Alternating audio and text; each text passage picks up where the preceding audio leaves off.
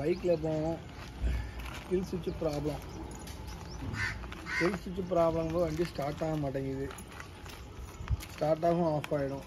சரி என்னடா செய்ய அப்படின்னு சொல்லி பார்க்கும்போது கலத்தி பார்த்தோம். பார்க்கும்போது இந்த வண்டியில் வந்து பார்த்தோன்னா இதில் வந்து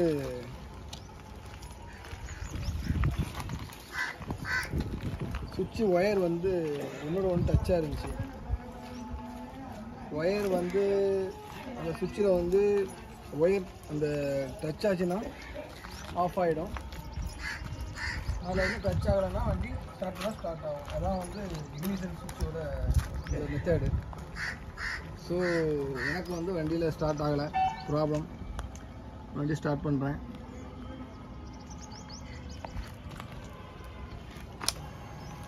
வண்டி எடுத்து ஓடவே இல்லை. வெறும் 1172 கிலோமீட்டர் தான் ஓடி இருக்கு.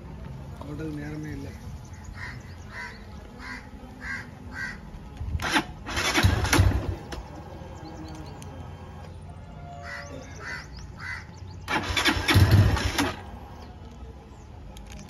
ஓகே, சுவிட்ச் போடலை.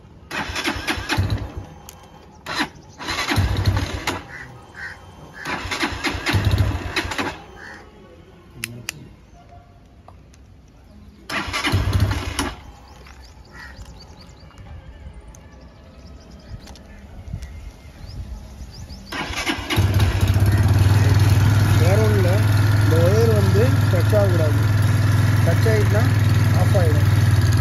அதான் இந்த இடத்துல இதை ஆஃப் பண்ணோம்னா இது வந்து டச் ஆகும்.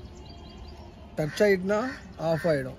இப்போ ரிலீஸ் ஆகிடுச்சுன்னா இது வந்து ஸ்டார்ட் ஆகும். இதுதான், வேறு ஒன்றும் இல்லை. இது நான் வந்து இந்த வண்டியில் வாங்கி அதுக்கப்புறம் வந்து கலக்கி எல்லாம் செக் பண்ணும்போது இதில் வந்து இந்த சுவிட்சில் வந்து காரணம் என்னன்னா இதில் வண்டியிலே தானாலாம் அந்த ப்ராப்ளம் வரல. வண்டியிலே தானாலாம் அந்த ப்ராப்ளம் வரல. இந்த ப்ராப்ளம் வந்து காரணம் என்னன்னா இந்த ஆர்ல இது கொஞ்சம் கலத்தி பார்த்தேன். அது கொஞ்சம் ஷேக் ஆகிடுச்சு. வேறு ஒன்றும் ப்ராப்ளம்